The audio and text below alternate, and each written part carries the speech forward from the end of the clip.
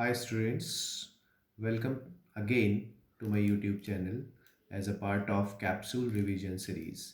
कल मेटलर्जी का first video आया और फर्स्ट वीडियो में हमने 3 पार्ट्स मेटलर्जी के कवर करे. First crushing, second concentration of ore, third extraction of crude metal from ore, fourth आज कवर करने जा रहे हैं कि जो हमारा मेटल ऑब्टेन हुआ उसकी रिफाइनिंग कैसे करें, क्योंकि मेटल जो ऑब्टेन हुआ है that is again contaminated with very much impurities. Mostly metal के साथ मेटल ही इम्प्योरिटी होती है, कुछ नॉन मेटल भी इम्प्योरिटीज़ ज़रूर होती हैं जैसे sand, silica again. So main बात ये है कि इसमें कौन सा मेथड किस मेटल के लिए यूज़ होता है, क्वेश्चन उस पर उठता है. जैसे मैंने कल लास्ट वीडियो में बताया था कि कार्बन रिडक्शन किस मेटल के लिए यूज़ होता है, क्वेश्चन इस पे आता है. किस किस के लिए यूज़ होता है, tin, iron, zinc. Self reduction किस किस के लिए यूज़ होता है, किस इस पे क्वेश्चन आता है, लेड, कॉपर, मरकरी. इसी तरीके से क्वेश्चन इस पे आएगा रिफाइनिंग में कि कौन सा मेथड किस मेटल के लिए यूज़ होता है या ये मेटल किस किस मेथड से रिफाइन किया जा सकता है. So let's start refining of metal, crude metal. Again 2 methods हैं, फिजिकल एंड केमिकल. फिजिकल में कोई रिएक्शन नहीं होगी. फिजिकल का पहला मेथड है liquation. Liquation is based on melting point. जब मेल्टिंग पॉइंट जिस मेटल का हमें प्योरीफाई करना है उसका लो है, जैसे लेड एंड टिन, तो हम किसी स्लोप पे रख देंगे. स्लोप पे रख के और इसे हीट करेंगे तो हमारा जो मोल्टन मेटल है, क्योंकि उसका मेल्टिंग पॉइंट लो है, तो वो हमें पहले ऑब्टेन हो जाएगा एज लिक्विड, जबकि इम्प्योरिटीज अभी मेल्ट नहीं होंगी. Distillation is again a physical method. Important है, किसके लिए यूज होता है, जिनके बॉइलिंग पॉइंट्स कम है, जिंक, कैडमियम, मरकरी, तो इनके लिए यूज होगा. ये मेटल्स तो बॉयल ही कर जाएंगे, और अगर इम्प्योरिटीज तो अभी मेल्ट भी नहीं करेंगी. बॉयल तो क्या बात है, बॉयल तो कर ही नहीं सकती. Third physical method is zone refining. Zone refining मैंने क्लास में भी डिटेल में बताया था कि is used when the metal required is ultra pure. 99.99% purity का अगर मेटल नॉन मेटल रिक्वायर्ड है तब जोन रिफाइनिंग यूज़ करते हैं. For example boron, silicon, germanium, arsenic, antimony. और इसमें हम किस कॉन्सेप्ट पे बेस्ड है, रिक्रिस्टलाइजेशन टेक्निक पे बेस्ड है. और मेन इसका जो कॉन्सेप्ट है वो है कि हमेशा कोई इम्प्योरिटी एक लिक्विड मेटल में ज़्यादा डिसॉल्व होगी, सॉल्युबल होगी as compared to its solid form. अब before going to chemical methods, let's explain, let's cover a very important part, slag formation. देखो क्या होता है कि अगर किसी फर्नेस में हमें पता है कि हमारे पास मेटल में बेसिक इम्प्योरिटीज़ हैं, बेसिक इम्प्योरिटीज़ एसोसिएटेड हैं, तो हम फर्नेस की लाइनिंग किसी एसिडिक फ्लक्स से कर देंगे. तो एसिडिक फ्लक्स से लाइनिंग हम करेंगे और इम्प्योरिटीज़ ये हैं, समझो ये इम्प्योरिटीज़ हैं, ये हमने लाइनिंग करी एसिडिक फ्लक्स जो हमने बाहर से यूज़ करा. तो ये और ये रिएक्ट करेंगे, सॉल्ट बनाएंगे. इसी सॉल्ट को स्लैग बोलते हैं. अगर इम्प्योरिटीज़ एसिडिक हैं, acidic impurities such as silica, P4O10, तो हम बेसिक लाइनिंग करेंगे, बेसिक फ्लक्स यूज़ करेंगे, किसी फर्नेस में लाइनिंग कर देंगे. Such as calcium oxide, MnO is use. तो अब होगा क्या, होगा ये कि इसमें होगी एसिड बेस रिएक्शन, बनेगा सॉल्ट. सॉल्ट को बोलते हैं स्लैग. और अब उसके फ़ायदे क्या हैं कि जब हम मेटल रिकवर कर रहे होंगे तो स्लैग और मोल्टन मेटल हमें हमेशा अलग अलग लेयर में मिलेंगे, because these two are always immiscible with each other. और मोर ओवर बहुत इंपॉर्टेंट बात यह है कि स्लैग की डेंसिटी कम होगी मोल्टन मेटल से. जो हमें प्योरीफाइड मेटल मिलना है उससे स्लैग की डेंसिटी अगर कम है तो वो अपर लेयर में मिलेगा. अपर लेयर में मिलेगा तो बताओ मेटल का, मोल्टन मेटल का, उसने एटमॉस्फेरिक ऑक्सीडेशन भी प्रिवेंट कर दिया है. मतलब ऐसा ना हो कि मोल्टन मेटल हमें मिले और वो फर्दर ऑक्सीडाइज हो जाए. तो इस वजह से स्लैग ऊपर होगा तो मेटल जो हमें प्राप्त हुआ है प्योर वो फर्दर ऑक्सीडाइज भी नहीं होगा. ना केमिकल मेथड्स में बाकायदा रिएक्शन होगी, तो फिजिकल मेथड याद हो गए आप लोगों को। और ये इंपॉर्टेंट है कि कौन सा मेटल कौन से मेथड के थ्रू जाता है। तो लिक्वेशन के लिए lead and tin, distillation zinc cadmium mercury, zone refining boron silicon germanium tin arsenic antimony. Chemical methods, oxidation तीन के लिए यूज होता है, लेड, आयरन, सिल्वर। आयरन का बहुत ज़्यादा इंपॉर्टेंट है जिसे बेसेमराइजेशन बोलते हैं, लेड का भी इंपॉर्टेंट है जिसे सॉफ्टनिंग बोलते हैं, सिल्वर को किसी क्यूपल में करा जाता है तो उसे क्यूपलेशन बोलते हैं। कॉन्सेप्ट इसका है कि मेटल जिसको प्योरीफाई किया जाता है वो लेस ऑक्सीडाइजेबल है देन इम्प्योरिटीज। तो हम blast of pre heated air pass करते हैं तो इम्प्योरिटीज ऑक्सीडाइज होती जाती हैं, जबकि ये मेटल ऑक्सीडाइज नहीं होते। तो इम्प्योरिटीज ऑक्सीडाइज हो गए, या तो गैस बन जाएंगी या फिर वो इमिसिबल हो जाएंगी मोल्टन मेटल से। दूसरा, polling is used for copper and tin. Polling is again based on the same concept कि मेटल जिसको हमें ऑब्टेन करना है, जिसको रिफाइन करना है, वो अगेन लेस ऑक्सीडाइजेबल है देन द इम्प्योरिटीज। तो एक एटमॉस्फेयर के प्रेजेंस में खुले में हम हीट करेंगे और पोलिंग कराएंगे जिससे जिससे कि इम्प्योरिटीज ऑक्सीडाइज होके सॉलिड बन के सेटल डाउन कर जाएंगी एट द बॉटम और हमें मोल्टन मेटल प्योरीफाई हो जाएगा फिल्ट्रेट के बाद। तो किसके लिए यूज़ होता है पोलिंग? Copper tin. पोलिंग में पोलिंग नाम क्यों पड़ा? क्योंकि पोल्स यूज़ होते हैं, green locks of would use होते हैं जो हमें हाइड्रोकार्बन रिलीज करते हैं सच एज CH4। तो अगर थोड़ा बहुत मेटल जो जिसका प्योरीफिकेशन करना था वो भी अगर थोड़ा बहुत ऑक्सीडाइज हो गया है तो वापस उसे रिड्यूस करने के काम में आएगा green locks of would say जो हाइड्रोकार्बन रिलीज हुआ है। क्लियर है? Now let's come to third method, vapour phase refining. Vapour phase refining में क्या किया जाएगा कि किसी मेटल को किसी पर्टिकुलर सब्सटेंस से रिएक्ट करा के एक ऐसा कंपाउंड बनाया जाएगा जो वेपराइज होता है at very low temperatures. Low temperature पे ही वेपर बन गया। बताओ, इम्प्योरिटीज तो अभी लिक्विड है। तो अगर ये वेपर बन गया या इम्प्योरिटीज अभी सॉलिड ही है, तो अगर लो टेम्परेचर पे ही ये वेपर बन गया तो बताओ ये अलग हो गया ना। तो उसके बाद हम उससे प्योर सब्सटेंस फर्दर हीट करके निकाल लेंगे। इसमें दो बहुत इंपॉर्टेंट प्रोसेसेस हैं। नेम द रिएक्शन है वेन आर्कल डी बोर, किसके लिए यूज होता है? Titanium zirconium. मॉन्स प्रोसेस किसके लिए यूज होता है? निकल के लिए। तो निकल को CO के साथ रिएक्ट करा के एक हाईली वोलेटाइल सब्सटेंस बना दिया जाता है NiCO4, जिसको फर्दर हीट करके निकल प्योर ऑब्टेन कर लिया जाता है। तो vapour phase refining very important.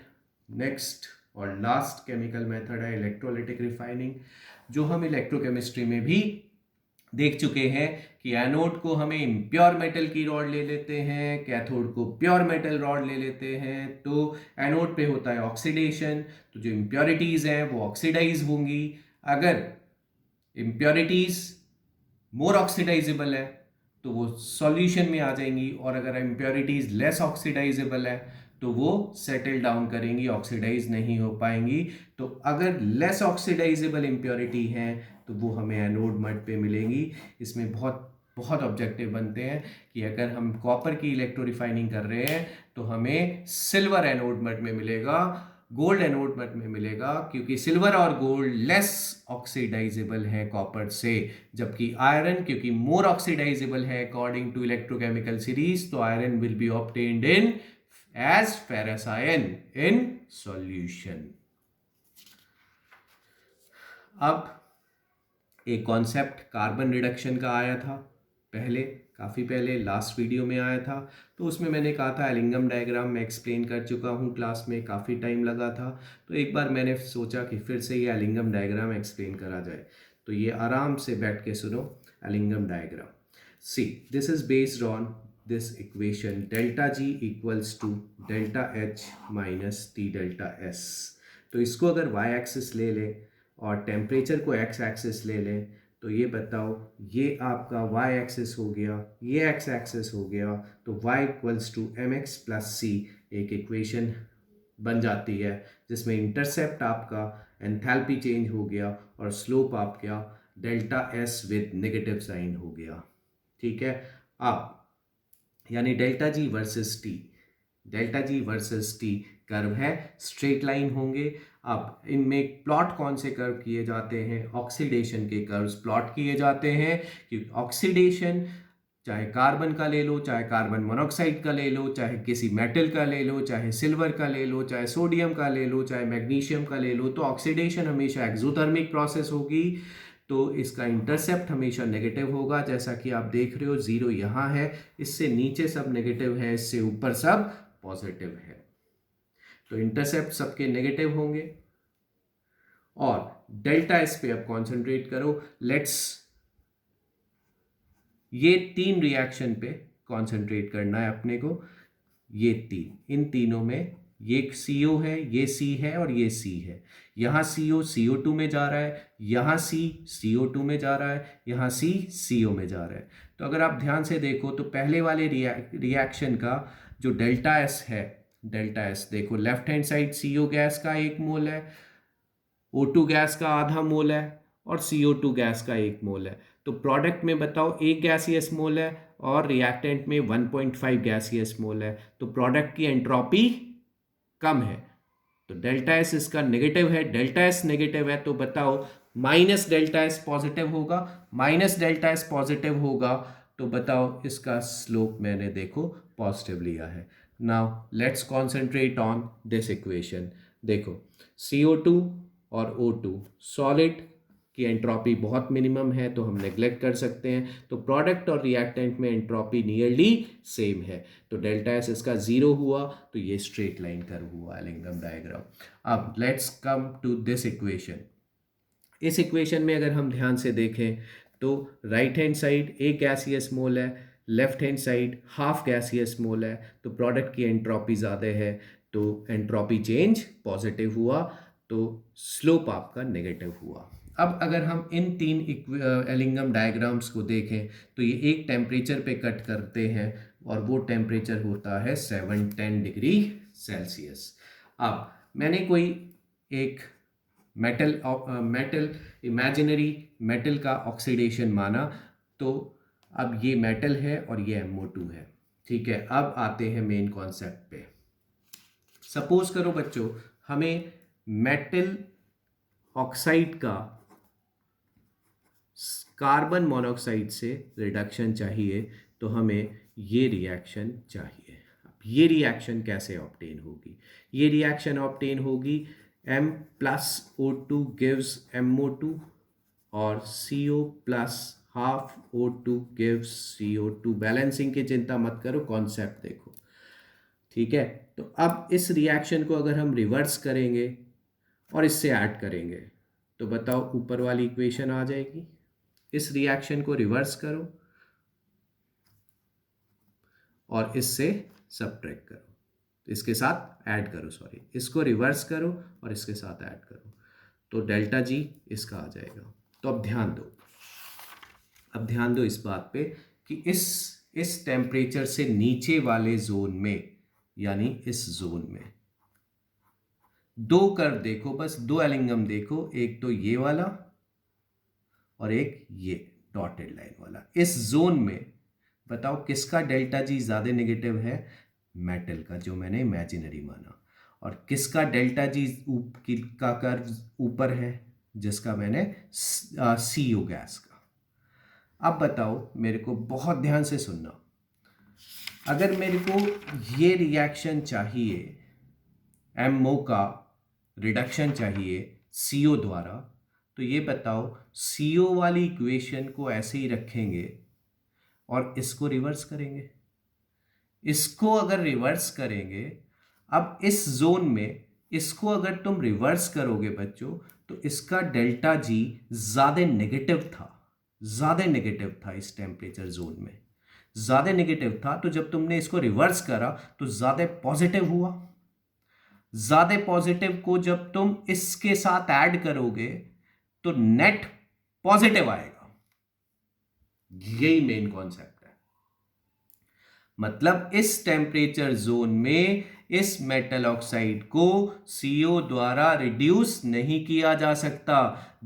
और जैसे ही तुम इस टेम्परेचर जोन से ऊपर चले गए तो बताओ इसको रिवर्स करो, तो बताओ ये कम पॉजिटिव है और ये ज़्यादा नेगेटिव है। तो बताओ इस टेम्परेचर जोन में ये COs द्वारा इसका रिडक्शन फिजिबल आ जाएगा।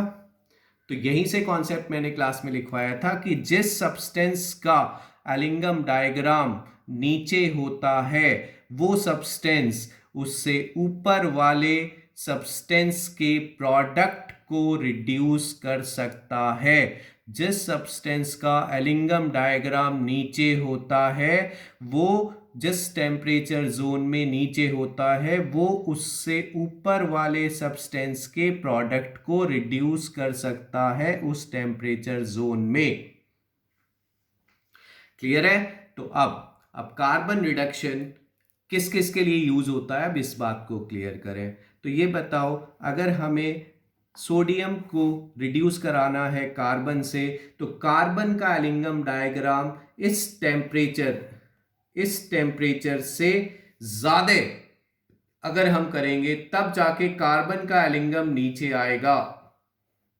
तो कार्बन का एलिंगम अगर नीचे आएगा तब जाके कार्बन Na2O को रिड्यूस कर पाएगा। बताओ, तो इतने हाई टेम्परेचर की रिक्वायरमेंट हो जाएगी। इस वजह से carbon reduction is not used for highly electropositive metal, क्योंकि उनकी रोस्टिंग बहुत ही फिजिबल है। और अगर तुम लेस इलेक्ट्रोपॉजिटिव मेटल का एलिंगम डायग्राम देखो, सिल्वर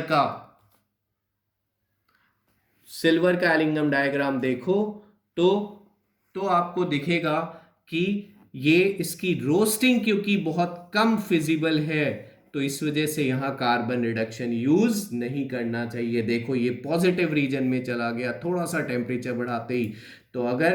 तो ये finally carbon reduction highly electropositive के लिए यूज नहीं होना चाहिए, क्योंकि यहां टेम्परेचर रिक्वायरमेंट्स बहुत ज्यादा आ जाएंगी। और हाईली इलेक्ट्रोनेगेटिव यानी इनर्ट मेटल्स के साथ भी यूज नहीं करना चाहिए, क्योंकि उनकी रोस्टिंग ही फिजिबल नहीं है। तो बच्चों जिसका 710 से नीचे अगर तुम देखो ये 3 एलिंगम डायग्राम, तो 710 से नीचे टेम्परेचर पे सबसे नीचे एलिंगम लाई कर रहा है CO का। तो इसका मतलब बेस्ट रिड्यूसिंग एजेंट CO होगा 710 के नीचे। और 710 के ऊपर अगर तुम जाओ तो इन तीनों में तुम देखो तो carbon most suitable reducing agent हो जाएगा, क्योंकि कार्बन का एलिंगम सबसे नीचे लाई कर रहा है और मोर ओवर उसका प्रोडक्ट CO होगा। ये ज्यादा फिजिबल रिएक्शन है बजाय कि CO2 के। तो watch again and again to clear the concept of Ellingham diagram. बहुत इजी कॉन्सेप्ट है, सिर्फ इस इक्वेशन पे बेस्ड है, बार बार देखो। और अगर कोई डाउट आता है तो again you can ask in comments. Thank you very much.